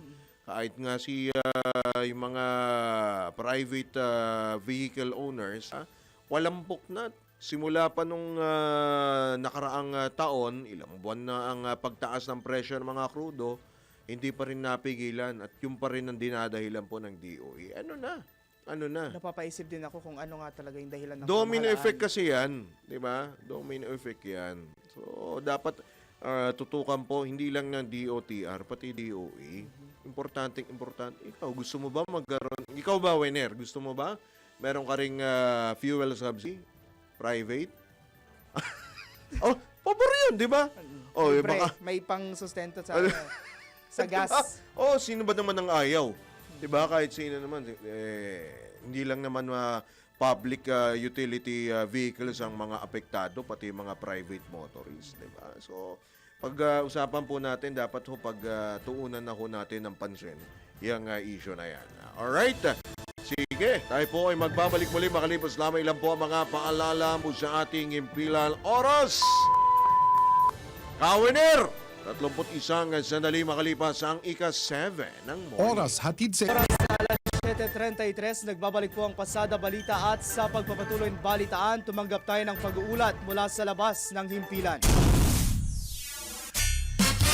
Pagpapaigting ng kampanya laban sa HIV, ipinag-utos ni Pangulong Marcos. Detalye mula kay Patrol 13, Gilbert Perez. Mariing ipinag-utos ni Pangulong Ferdinand Marcos Jr. ang lalo pang pagpapatatag ng HIV prevention. Ang kautusan ayon kay Palace Press Officer Undersecretary Claire Castro ay sa gitna na rin ng suporta ng Pangulo sa alinmang programang pangkalusugan ng gobyerno. Kaugnay nito, inad naman ni Jose Castro ang datos ng Department of Health na may kinalaman sa pagtugon ng ahensya sa direktiba ng Pangulo, partikular sa HIV services na maaring maibigay sa mga tinaguriang persons living with HIV. Ayon sa opisyal, merong 338 DOH designated HIV care facilities na kung saan ay may libreng mga serbisyong nakalaan para sa mga ito. Sa kabuuan, sinabi ni Castro na kalat na ang mga DOH facilities sa buong bansa, na dito ay nasa 186 na ang nasa Luzon, 77 naman ang nasa Visayas at 75 sa Mindanao.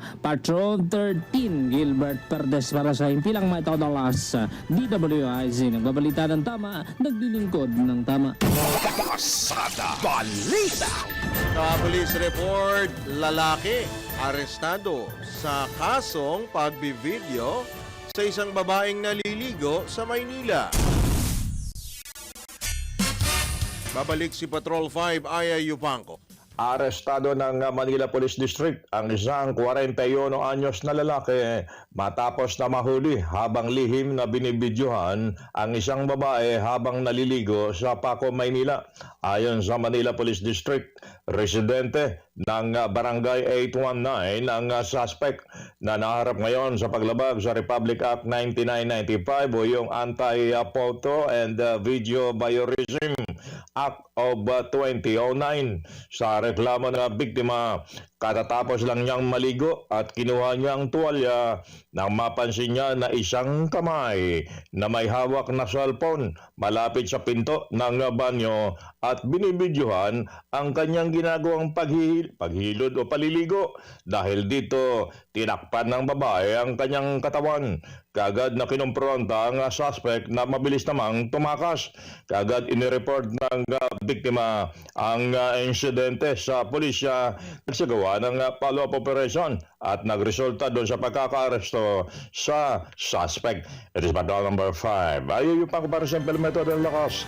DWIC. Nagbabalita ng tama, naglilingkod ng tama. Kapag may bagong balita, naka-on air agad-agad DWIC Patrol Report. Samantala, naitala ng Philippine Statistics Authority ang halos 139,000 bilang ng teenage mothers o mga inang nasa edad 10 hanggang 19. Batay sa datos ng PSA na inilabas ng Commission on Population and Development, pinakamataas ang bilang na naitala sa Calabarzon na may halos 17,000 batang ina.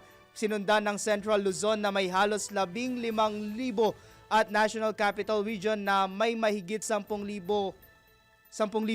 Ayon sa CPD, kabilang sa mga pangunahing sanhi ng maagang pagbubuntis ang kahirapan, mababang antas ng edukasyon, kawalan ng magulang sa tahanan, limitadong access sa serbisyong pangkalusugan at kakulangan sa epektibong sexuality education. Iginit ng komisyon na para tugunan ang mataas na bilang ng teenage mothers, pinaigting na nila ang mga kampanya sa edukasyon at pagpapalaganap ng impormasyon laban sa teenage pregnancy. Pasada Balita. Ibababalita, inihain sa Kamara ni Pampanga 3rd District Representative Mika Gonzales ang Resolution 788 na layunin paimbestigahan ang pagkakadiskubre at pagkakasabat sa mga illegal na sigarilyo at mga illegal factory ng sigarilyo sa Mexico at San Fernando City, Pampanga.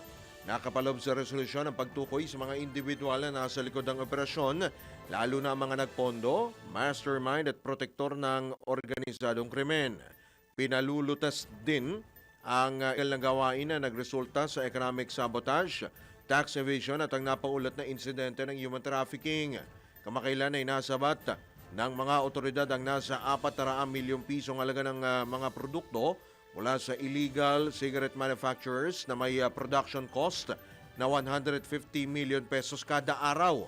Ayon sa kongresista, ang aktibidad ay nagdulot ng pagkalugi ng 30 billion pesos na nakalaan sana para sa excise tax revenue. Kinumpirma naman ni Interior Secretary John Vic Remulla na naaresto ang 6 na Chinese national at 6 na pong Pilipino na dumanas umano ng hindi makataong kondisyon habang nagtatrabaho sa mga pabrika ng iligal na yosi. Pasada Balita. Nanawagan si Parañaque 2nd District Representative Brian Yamsuan na magkaroon ng partisipasyon ang mga pribadong sektor sa pagtugon sa matinding kakulangan ng mga silid-aralan sa bansa. Ayon kay Congressman Yamsuan, kailangan ng whole of nation strategy o sama-samang pagkilos para solusyonan ang napakalaking backlog sa mga classroom.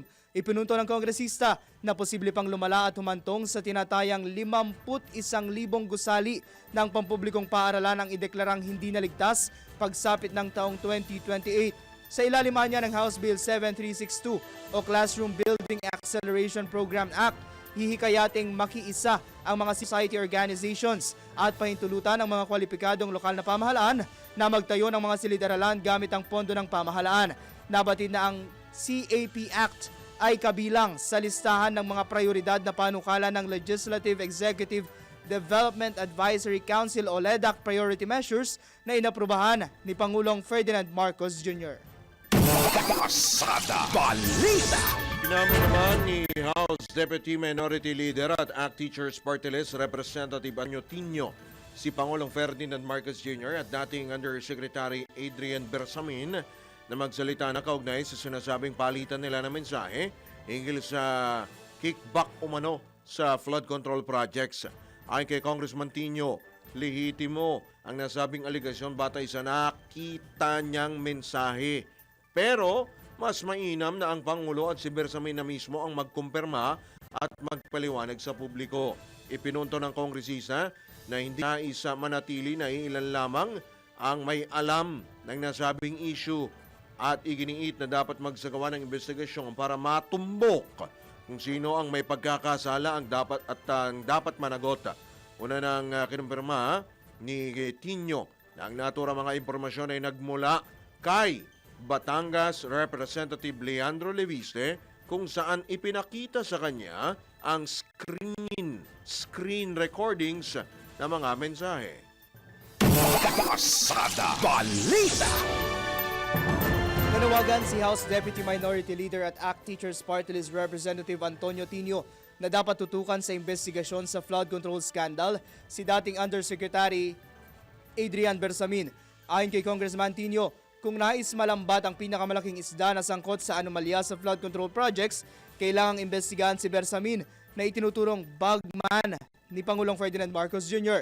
Naniniwala rin ang mambabatas na si Pang Marcos ang tinutukoy na pinakamalaking isda, kaya ang punto ng pagsisiwalat ng umano'y palitan nila ni Bersamin ng text messages ay para dalhin sa tamang direksyon ang pagsisiyasat sa corruption scheme.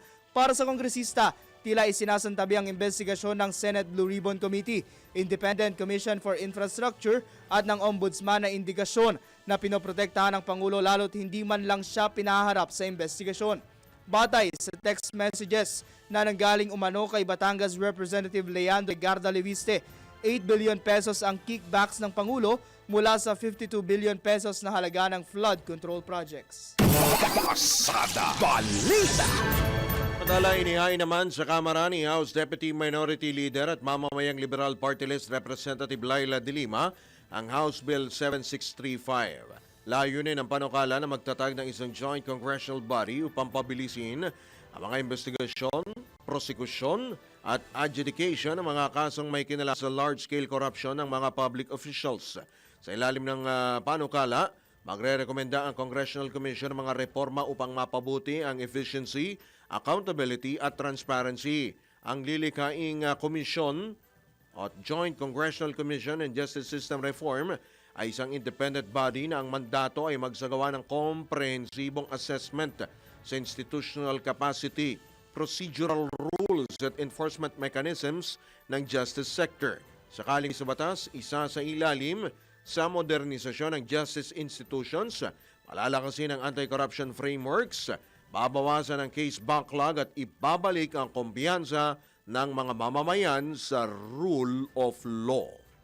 Pasada Balita.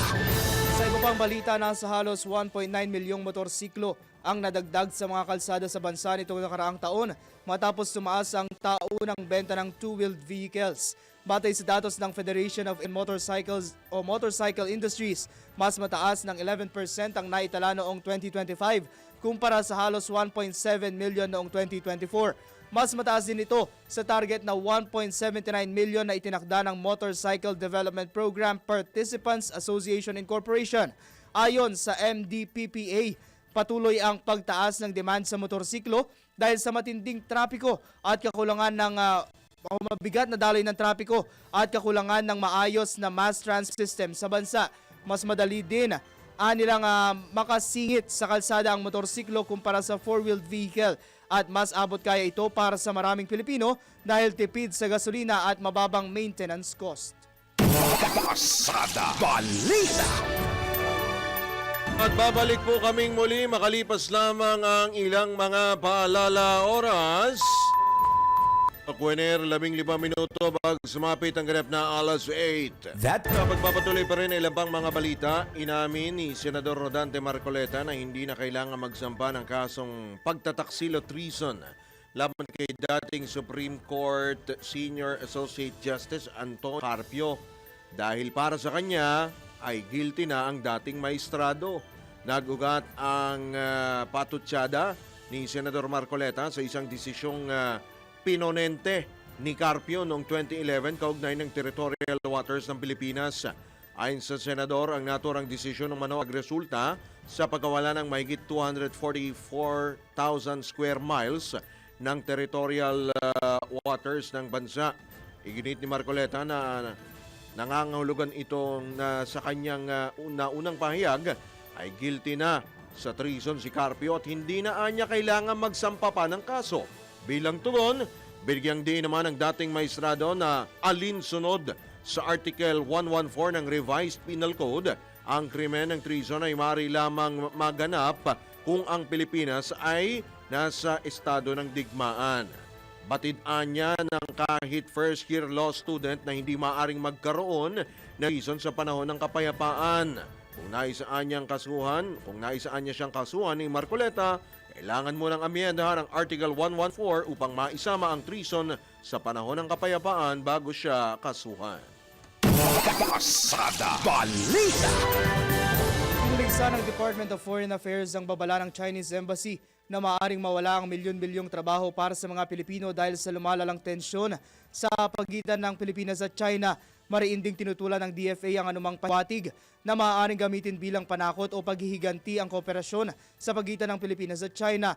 Bagamat kinikilala ng ahensya na ang pagkikipag-ugnayan sa ibang bansa ay nagdudulot ng benepisyong pang-ekonomiya at pangkultura, sinabi nito na ang tono ng pahayag ng embahada ay tila nagpapahiwatig na maaaring gamitin ang naturang kooperasyon bilang paraan ng pamumuwersa. Muli ring nanawagan ng ahensya sa embahada ng China na maging responsable at maingat sa tono ng kanilang mga pampublikong pahayag.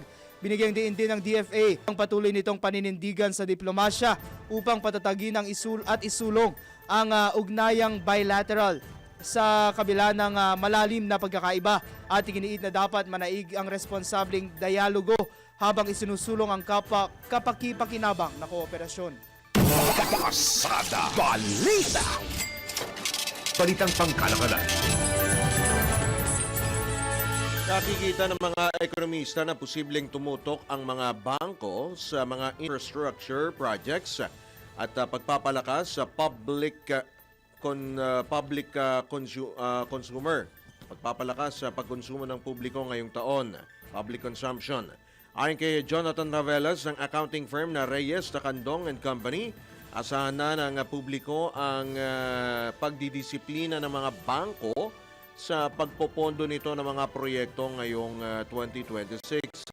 Bagaman tumaasaan niya na mahigit 8% ang kabuong resources ng National Financial System noong Disyembre, pinag-iisipan na ng mga bangko at non-bank financial institution ang mas matalino at kalkuladong pagpopondo. Samantala para sa ekonomistang si Michael Ricafort, bumagal ang paglago ng ekonomiya ng Pilipinas dahil na rin sa malaking foreign capital infusion sa mga nakalipas na taon. Pasada Balita. Mga balitang dapat alam mo kahit sa labas ng bansa. DWIZ Balita sa ibang bansa. Pansamantalang isinara ng Iran ang Strait of Hormuz para sa live fire drills ng militar nito. Ito ang unang pagkakataon na inanunsyo ng Iran ang nasabing pagsasara sa karagatang sakop ng teritoryo nito sa gitna ng tumitinding tensyon sa pagitan ng Islamic Republic at ang mga taga-suporta ng makademokratikong grupo na pinamumunuan ni dating Iranian Crown Prince Reza Pahlavi. Gayunpaman, iginit ng Iranian Foreign Ministry na nagpapatuloy ang mga negosasyon sa pagitan nito at ng Estados Unidos tungkol sa mga umano'y nuclear weapons ng Iran. Ang Strait of Hormuz ay isa sa mga pinakamahalagang daanan ng barko sa buong mundo dahil nasa 20% ng produktong petrolyo ang dumadaan dito. Pasada Balita sa mundo ng palakasan. Ang latest malalaman sa DWIZ Sports News. Rain or shine, Coach Yeng Guiao, PBA Coach Yeng Guiao, dati ring kongresistang Yeng Guiao, pinarangalan ng Philippine Sports Writers Association. Ang sports update mula kay Anjo Riñon. Magandang umaga, Kuyang Drew at paring John Riz. Narito na ang balitang pampalakasan sa Pasada Balita. Pinangaralan ng Philippine Sports Writers Association si PBA coach at dating Pampanga 1st District Representative Yeng Giao ng President's Award ng nasabing organisasyon sa ambag nito sa pagtitiyak na maayos na napopondohan ang Philippine Sports Commission. Nabatid na nanguna si Giao sa kaso laban sa Philippine Amusement and Gaming Corporation o PAGCOR na iniakyat sa Korte Suprema upang kumpirmahin na iminamandato ng Republic Act No. 6487 o ang Philippine Sports Commission Act ang pagpopondo sa PSC mula sa shares ng PAGCOR at ng Charity Sweepstakes Office o PCSO. Aminado si Giao na tila suntok sa buwan, nakakatigan siya ng kataas-taasang hukuman, ngunit nagpapasalamat ang dating basketball coach dahil nakatitiyak na mas marami pang mga world-class na atleta ang masusuportahan ng PSC. Dahil din anya sa kasong Giao versus PAGCOR, napagtagumpayan din ang kaso tungkol sa 60 billion peso na pondo ng PhilHealth. At yan ang balitang pampalakasan para sa himpilang may todong lakas DWIZ. Ako po si Anjo Riñon, nagbabalik tama, naglilingkod ng tama. Pasada Balita. Balitang pangkalusugan. Ano ba yung pinag-uusapan natin kahapon? Yung sa health ba? Yung sa health, oo. Yung dahon. Kantutay. Pero meron pang isa yung ano yun? Yung scientific name na Foyteda ba yun? Poriprea. Yung tinatawag nila English na stink vine. Pasintabi pero sa bahasa, ang tawag doon sa stink vine, daong kentut. Daong kentut. Yun Pero pinangalanan yan yun talaga, seryoso yun. Hanapin nyo. Okay. Ewan ko.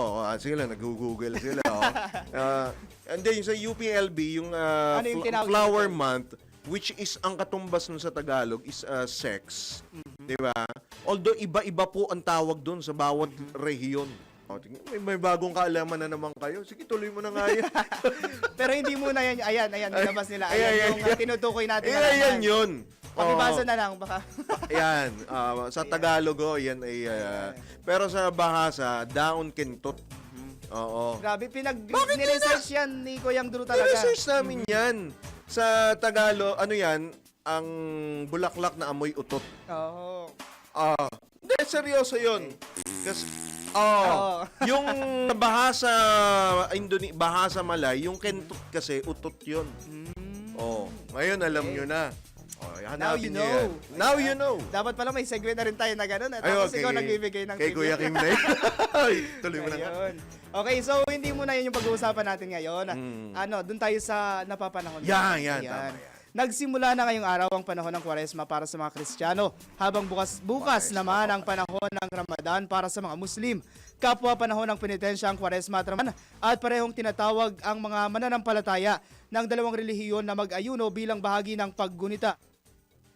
Isa sa mga usong paraan ng pag-aayuno ang tinatawag na intermittent fasting, kung saan karaniwang kumakain ng tao sa loob ng 8 oras at nag-aayuno naman sa susunod na 16 na oras. Nakatutulong ang intermittent fasting sa malinaw na pag-iisip at memory ng tao, malusog na puso at balat, mas maayos na physical performance. Makatutulong din ang intermittent fasting sa mga taong obese at may type 2 diabetes. Ngunit ayon sa mga eksperto, mainam pa rin na panatilihin ang tamang dami ng pagkain upang maging epektibo ito. Pasada Balita. Ito na ang latest, bagong-bago, fresh na fresh, DWIZ Showbiz News. Bini! Ipinasilip na ang kanilang bagong single na unang kilig sa isang event noong Valentine's Day. Alamin natin ang unang kilig kapag nakatalikod. Si Bini Bigoteng Anton! Good morning, Papa Dro! Ay, mabalita ako sa inyo, ha? Tungkol sa aking grupo. Siyempre, ano pa ba ako? Hindi ang Bini. Di ba? Anyway, sa ibalitang showbiz, ipinasilip nga ng P-pop girl group na Bini ang pinakabago nitong single na unang kilig. Ito yung naramdaman nyo sa akin, di ba, na dalawa? Sa isang Valentine's Day fun dito sa isang mall sa Maynila, kamakailan. Ito'y kasunod ng ilang guest performance sa round 3 na reunion concert ng Sex Bomb Girls noong February 2026. May tuturing na sorpresa para sa mga Blooms ang pre-release performance ang tinaguriang Nations Girl Group. Ito ang unang single ng grupo sa taong 2026 at sinundan nito ang EP nilang pinamagatang Flames noong November 2025. Nakatagdang ilabas ng BINI ang naturang single sa Marso 5. Nakatagda rin mag-perform ang grupo sa Coachella Festival sa darating na April. Iyan ang balitang showbiz para sa pinakametodong lakas, DWIZ. Ako si Anton, nagbabalita ng tama, naglilingkod ng tama ka! Pasada Alam mo, kinikilig Balita. si Binibigoting Anton kapag umiihi na lang eh. Oo, yun na lang yata ang kilig niya Okay. Para sa ating good news, shout out sa ating coffee lovers. Muling nakapasok ang isang kapihan mula Pilipinas sa 2026 World's 100 Best Coffee Shops list. Nabatid na nanatili ang Stick Coffee sa listahan, bagamat bumaba ito sa number 34 ngayong taon mula sa number 18 noong 2025. Ayon sa mga organizer ng listahan, nakabatay ang pagraranggo sa mga kapihan sa buong mundo sa kalidad ng kapeng ibinibenta sa mga customer, barista experience, customer service at iba pa. Nahati naman ang kategorya sa pag-score sa mga coffee shop sa boto ng expert panel na nasa 70% at sa public voting na nasa 30% naman. Alright, bago tayo tuloy mag-alam, batiin po muna natin ang happy birthday ang ating din pong kasamaan dito, si Tet Alpe, ang ating pong DWIZ at Aliw Senior Graphic Artist. Happy birthday Happy po. birthday, Tet. At nawa ay biyayaan ka ng maraming taon at inaabangan na namin ang iyong blowout. Siyempre. Yan. Salamat po sa ating po mga nakasama sa News Center. Sa lahat po ng ating mga suking taga-subaybay. Sa lahat po ni John Ibanez, kami po ang inyong mga naging tagapagatid balita, Drew Nasino. At John Riz Galata. Nagbabalita ng tama. Naglilingkod ng tama. Saan may lamang po, susunod na yan. Nandiyan na po sila, walang dili iba, karambola. Oras po natin. Doc Wenner, ganap na po ang alas 8 na ng morning. Happy weekend! Uy, Ash Wednesday. Ang mga balita, dudublihin ng pasada.